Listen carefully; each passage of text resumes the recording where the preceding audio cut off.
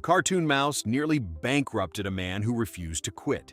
Before there was a castle, before there were princesses, before a mouse started printing money like a tiny animated Federal Reserve, there was a guy who just could not stop failing. And not cute, inspirational failing. Not the kind you post on LinkedIn with a sunset photo and a quote about the journey. I'm talking about the kind of failing where banks look at you and say, "We'd rather invest in a lemonade stand run by raccoons." That guy was Walt Disney.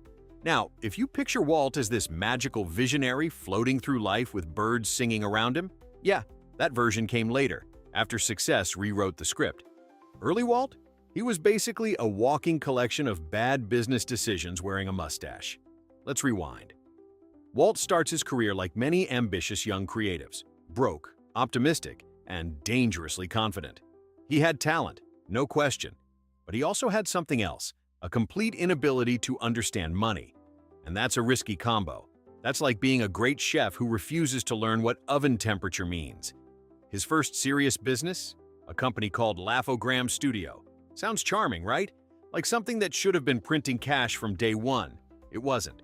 The idea was simple. Animated short films, modernized fairy tales, fun stuff. The execution? Chaos. Walt hired artists, paid them, occasionally, and spent money like profits were just going to magically appear if he believed hard enough. Spoiler, they didn't. The studio started sinking fast. Bills piled up. Employees were getting paid in vague promises and optimism. At one point, things got so bad that Walt literally couldn't afford food. Not cutting back on Starbucks broke. Not eating instant noodles for a week broke. We're talking living in the office and surviving on whatever you can find broke. He reportedly ate beans out of cans, cold, which is less of a lifestyle choice and more of a cry for financial help. And yet, here's the wild part. He still kept working like success was just around the corner. That level of confidence is either visionary or clinically concerning. Eventually, reality showed up with a baseball bat. Laugh-O-Gram went bankrupt. Completely. Shut down. Lights out. Game over. At this point, most people would do something reasonable. Get a stable job, reevaluate life choices, maybe pivot into something less financially suicidal. Walt Disney did the opposite. He decided to move to Hollywood. Yes, Hollywood, the place where dreams go to either become legends or unpaid internships. And he didn't move there with money, or connections, or a solid plan. He moved there with one suitcase, a handful of ideas, and the kind of confidence usually reserved for people who have absolutely no idea how much trouble they're in. It gets better. When he arrived in Hollywood, animation wasn't even the main game.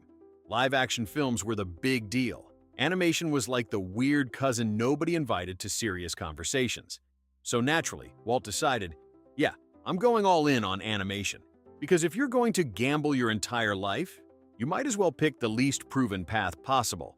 He partnered with his brother Roy, who was basically the only adult in the room financially. Roy handled money. Walt handled everything else, including risk, chaos, and ideas that sounded insane until they worked. And for a moment, just a brief, fragile moment, things started looking up. They created a character named Oswald the Lucky Rabbit. Finally, success. Oswald was popular. Studios liked him. Audiences liked him. Money started trickling in. For the first time, Walt wasn't just surviving. He was actually building something. And this is where the story could have turned into a nice, predictable success arc. But no, because Walt Disney had one more catastrophic lesson to learn. See, Walt didn't own Oswald. Let that sink in. The character, the thing carrying his entire business, legally belonged to someone else. The distributor, the guy holding the contracts, the guy who understood business way better than Walt did at the time. So when Walt tried to negotiate for more money, the distributor basically said, "No. Also, we're taking your character and most of your team. Good luck." Just like that, gone. Imagine building your entire career around something. And then someone walks in and says, "Cool, we'll take that. You can keep the stress." Walt lost Oswald. He lost his staff. He lost his main source of income. He was right back where he started, except worse, because now he knew what success felt like and how quickly it could be taken away. Most people would have quit right there. Seriously, that's not even failure anymore. That's a masterclass in why you should stop. But Walt did something that, in hindsight, looks legendary, but at the time probably looked completely unhinged. On a train ride back from that disaster, broke, angry, and running out of options, he decided to start over, from nothing, again. And this time, he wasn't just going to create another character. He was going to create something so simple, so memorable, so unmistakably his, that no one could ever take it away from him again. And that's where the most ridiculous gamble in entertainment history begins. Because his next big idea was a mouse.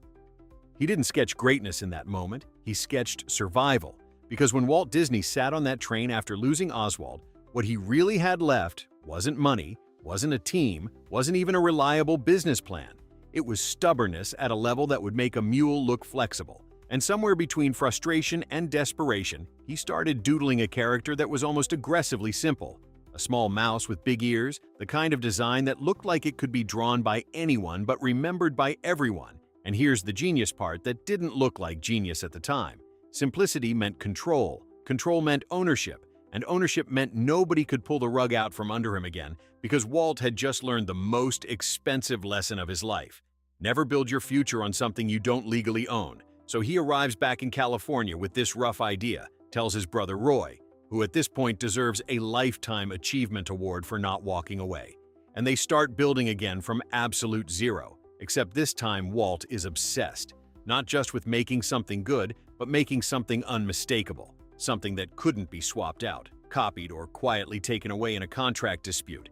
And the original name for this mouse, by the way, was Mortimer, which sounds less like a global icon and more like a guy who complains about soup temperature at a diner. But thankfully, Walt's wife Lillian steps in and suggests a better name, Mickey. And just like that, history narrowly avoids being led by Mortimer Mouse, which honestly sounds like a character that files taxes early and ruins parties. So Mickey it is. And now comes the next problem. Nobody cares because the animation industry at the time was already crowded with characters, and studios weren't exactly lining up to fund some guy who just lost his last successful creation.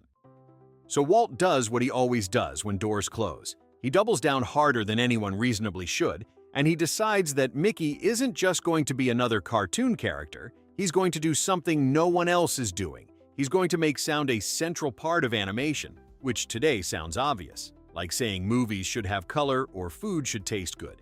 But back then, cartoons were silent. They were basically moving drawings with piano music slapped on top.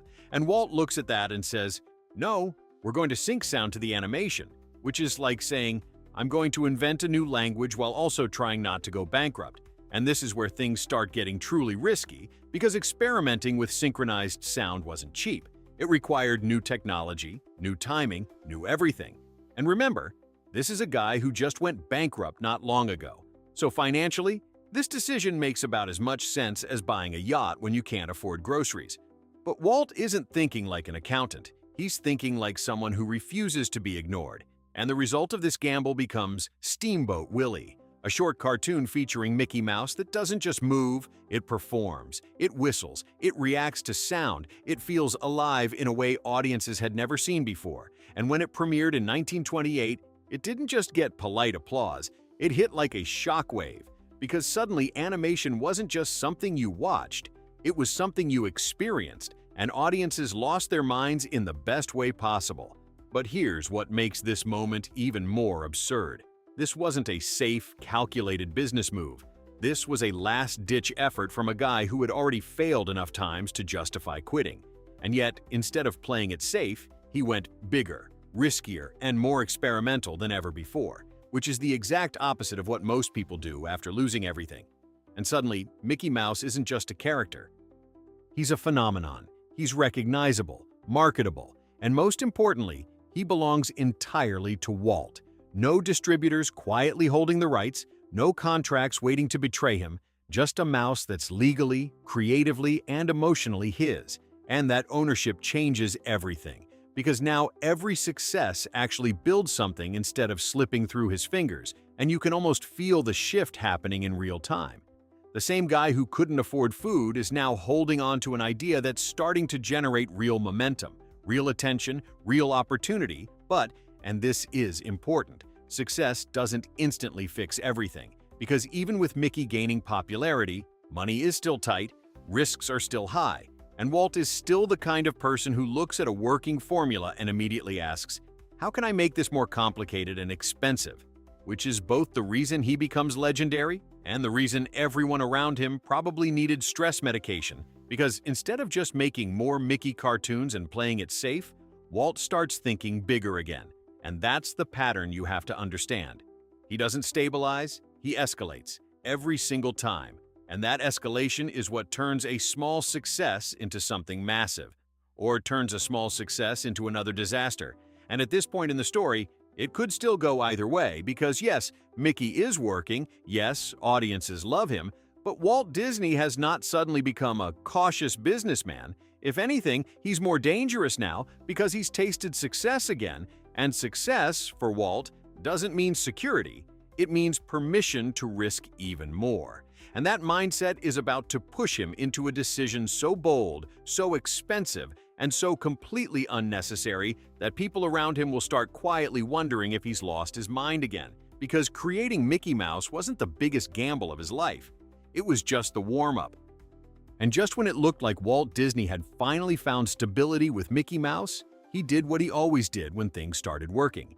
He decided it wasn't enough, because to Walt, success wasn't a finish line. It was a warning sign that he might be getting comfortable, and comfort was something he treated like a disease.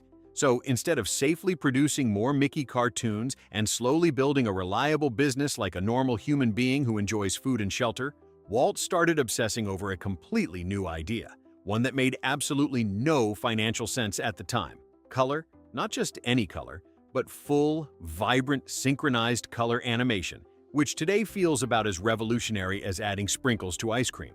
But in the early 1930s was more like trying to film a blockbuster movie on Mars. The technology existed, technically, but it was expensive, complicated, and mostly unproven in animation.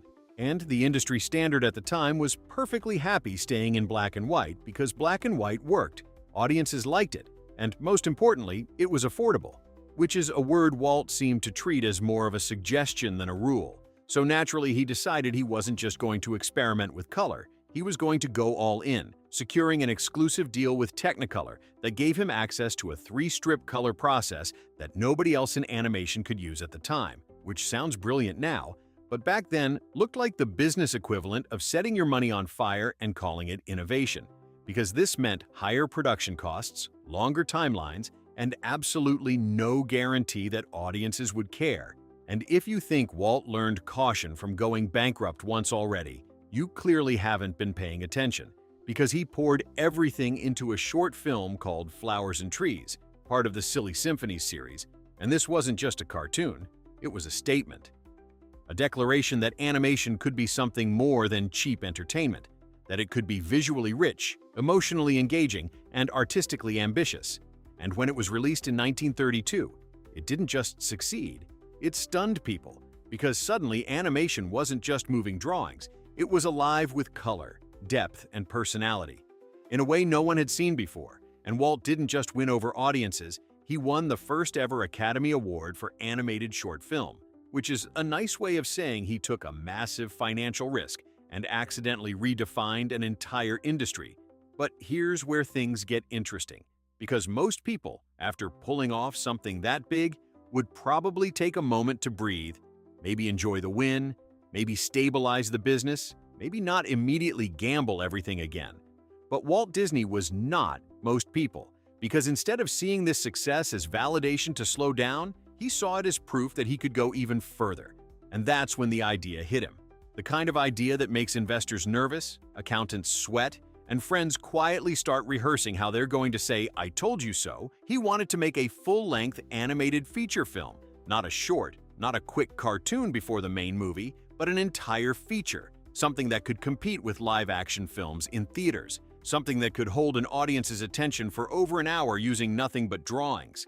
And at the time, this idea was considered completely insane, not risky, not ambitious, but flat-out insane, because animation was seen as a novelty, something you watched for a few minutes before the real movie started. And the common belief in Hollywood was that audiences would never sit through a full-length cartoon, they'd get bored, restless, or just walk out.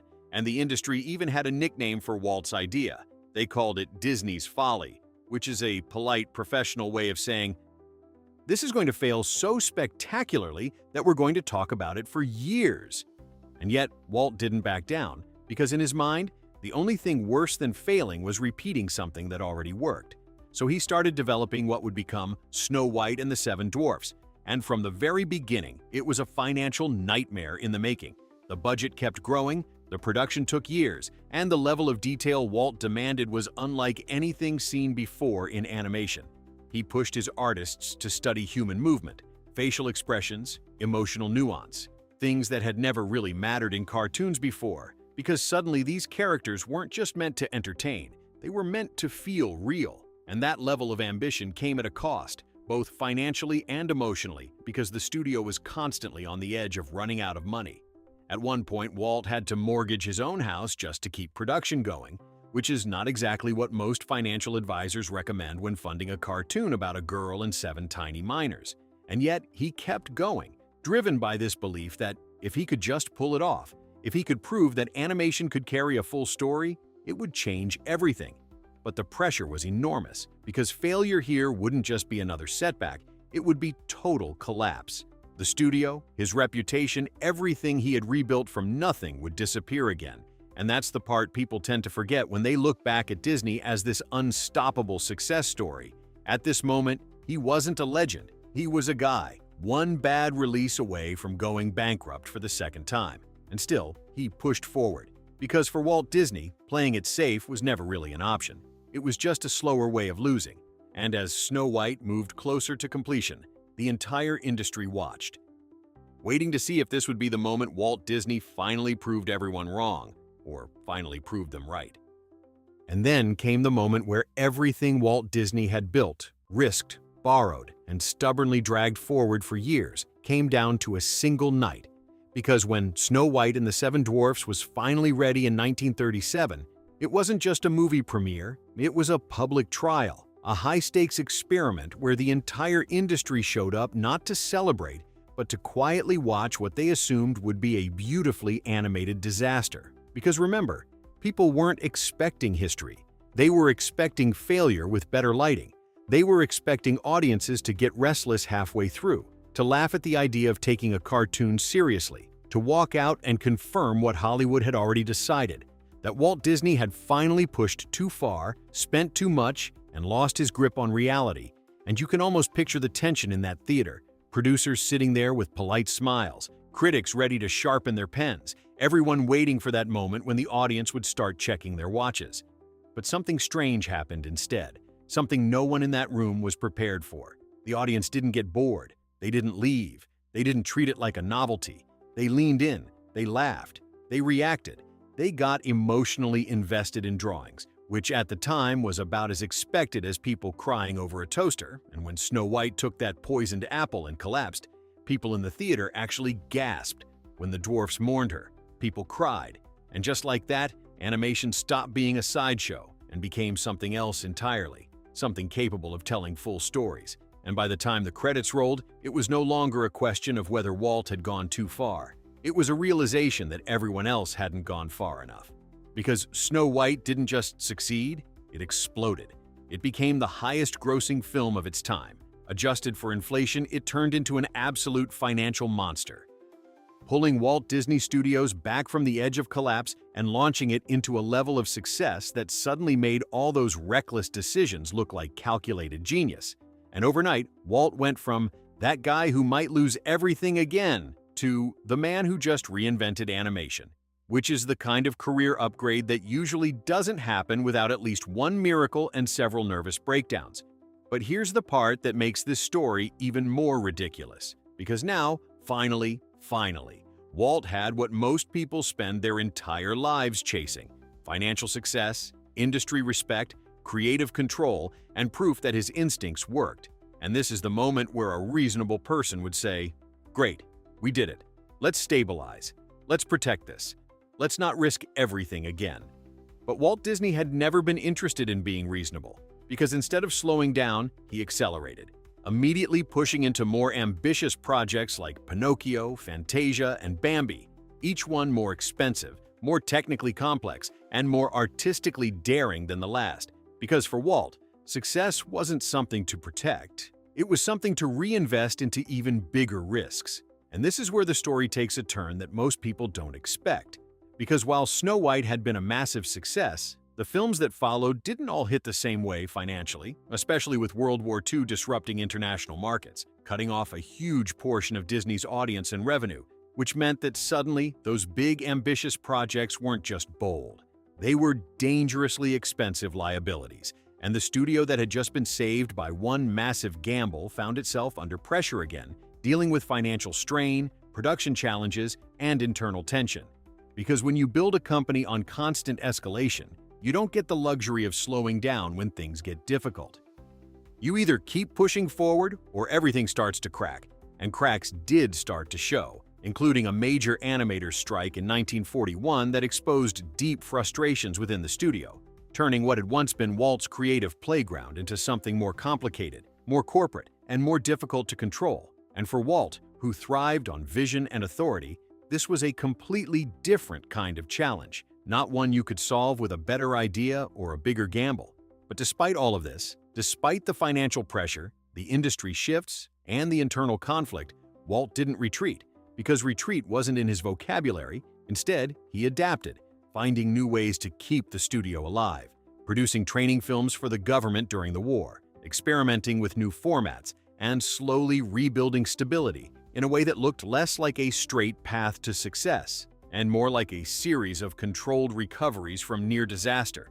And that's the part of the Disney story that rarely gets highlighted, because it's not as clean or inspiring as the rise of Mickey Mouse or the triumph of Snow White. It's messy, it's complicated. It's a reminder that even after achieving something extraordinary, you're not immune to failure. You're just operating at a higher level of risk. And yet, through all of it, Walt kept thinking ahead. Because while everyone else was focused on movies, on profits, on surviving the current challenges, Walt was already imagining something completely different. Something bigger than films, bigger than animation, something that would once again make people question whether he had finally gone too far. Because if there's one pattern you should recognize by now, it's that every time Walt Disney reached the top of one mountain, he immediately started looking for a taller one to climb. And the next one he had in mind wasn't just ambitious. It was something no one in Hollywood or anywhere else had ever attempted before. And just when the dust seemed to settle and Walt Disney had dragged his studio through financial storms, strikes, and war-era uncertainty, he did what he always did when life finally offered him a moment to breathe. He ignored it completely and started dreaming about something so wildly impractical, so absurdly ambitious, that even his closest collaborators initially thought he had finally crossed the line from visionary into full-time lunatic. Because while everyone else in Hollywood was focused on making bigger films, improving distribution, or maybe, just maybe, taking a break, Walt had become obsessed with a completely different idea, one that had nothing to do with screens, film reels, or theaters. He wanted to build a place, not just any place, but a fully immersive world where people could walk into stories, interact with them, and experience something that didn't exist anywhere else on Earth. And at the time, this wasn't just unusual, it was borderline ridiculous, because amusement parks already existed, and they weren't exactly magical. They were chaotic, noisy, often dirty places filled with questionable rides, broken machinery, and the faint smell of regret. The kind of places where you might win a stuffed animal, but also question your life choices. And Walt looked at that and said, "We can do better," which is the same phrase that had already nearly bankrupted him multiple times. So naturally, he doubled down again, and the idea that started forming in his mind wasn't just an amusement park. It was something cleaner, more controlled, more immersive, a place where families could go and feel like they had stepped into a different reality, where every detail mattered, every corner told a story, and nothing was left to chance. And if that sounds expensive, that's because it was catastrophically expensive. And here's the key detail. Walt didn't have the money for it, not even close, because while Disney Studios had recovered, it wasn't sitting on the kind of endless cash reserves required to build an entirely new kind of entertainment experience from scratch. And when Walt started pitching this idea, even people inside his own company were skeptical. because from a business perspective, this made absolutely no sense. It was risky, untested, and completely outside the company's core expertise, which, if you've been paying attention, is exactly the kind of idea Walt Disney loved the most. And so he did what he always did when traditional funding options didn't line up. He got creative. He leveraged everything he had, including something relatively new at the time: television, which Hollywood initially looked down on like it was the cheap cousin of cinema, but Walt saw it differently. He saw it as a tool, a way to both fund and promote his next massive gamble. So he struck a deal with a network to produce a television show, not just as entertainment, but as a marketing engine for this yet-to-exist park, essentially turning the process of building his dream into a weekly preview that audiences could follow, which today would be called brilliant cross-platform branding. But back then, probably looked like a guy juggling too many risky ideas at once.